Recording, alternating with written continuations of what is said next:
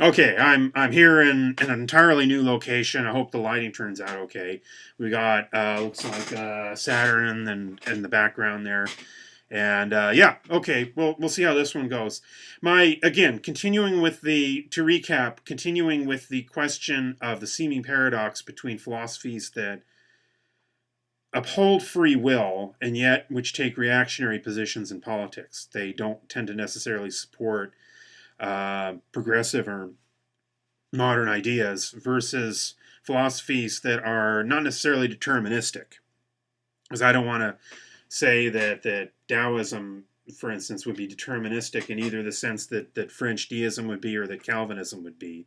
Um, what I would say is that at the very least, the and again, Taoism is not something that can be readily comprehended by the Western mind. It doesn't lend itself to an analytical understanding. It's something that is meant to be experienced. Okay, but you could roughly argue that Confucianism tends to emphasize the individual choice making, and yet it puts constraints on that. The individual must be held responsible, must be part of a social cosmos, whereas Taoism tends to emphasize the larger cosmos.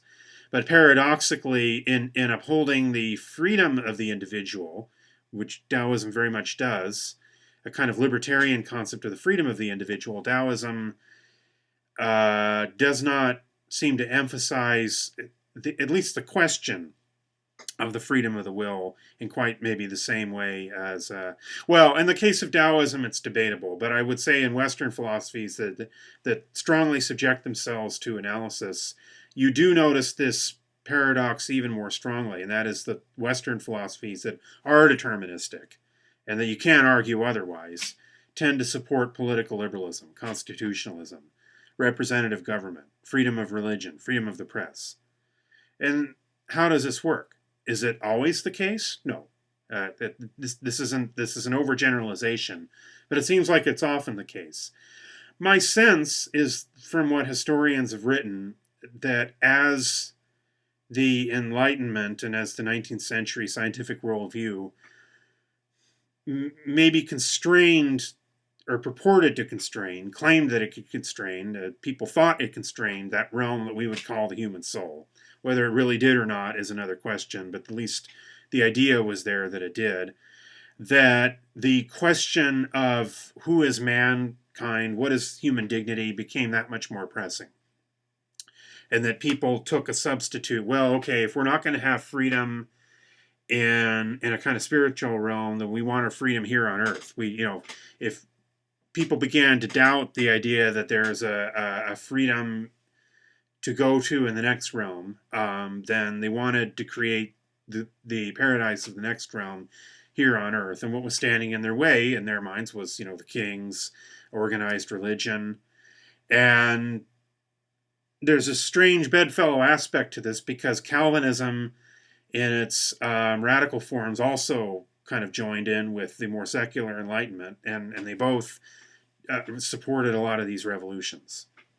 Okay, well, I would say personally that whether one believes in human free will or not, one must believe in human dignity. If one does not believe in human dignity, then it becomes very, very difficult to believe that we are not possessed of any kind of dignity. And it's not a question of whether we have more dignity than other animals. I mean, that's kind of a tired one. I think I've addressed that one here before.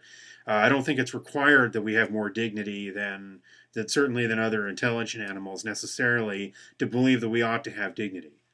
But whatever one believes about that, if you don't believe that we have an inherent dignity, then your belief in some kind of political worldview or platform becomes very hollow. In the case of the American context, you just have a kind of the shell of a republic, kind of like we have now, the shell of a republic, but big money dominates everything. Thanks, Supreme Court. We really, you guys were great. You really upheld the Constitution on that one. Not fail. And then let's say you have a more radical context where, sure, yeah, people want all the participatory democracy and they want the human rights and they want the equality. But then if you don't if you, and this is the paradox of maybe Marxism and anarchism and these other philosophies, if you don't have some concept that there is, I'll just use the term spiritual, but if you want to change that to metaphysical, that's fine, but some kind of metaphysic, metaphysical argument for human dignity, whether you accept a religious worldview or a philosophical worldview the way that 19th century thinkers did, I don't care either way. In this context, I don't care, because either way you have to have some concept of human dignity, and I do believe that would imply free will. So, leaving off, I would say that political freedom is, and the kind of struggle for human rights would be a big tent. It can include a lot of different philosophies. People who believe in free will, people who don't, people who believe in a religious narrative, people who believe in a secular narrative, whatever the case may be. Historically, these have been big tents. You cannot say that any one philosophy gave birth to human freedom, because that's just, first of all, that's contradictory. Human freedom implies pluralism. It implies tolerance. So there is no one philosophy that is the source of that. The story of human freedom is the human story. However, you can say that what has to unify people is a belief in human dignity. And on that note, I leave off. Thank you very much.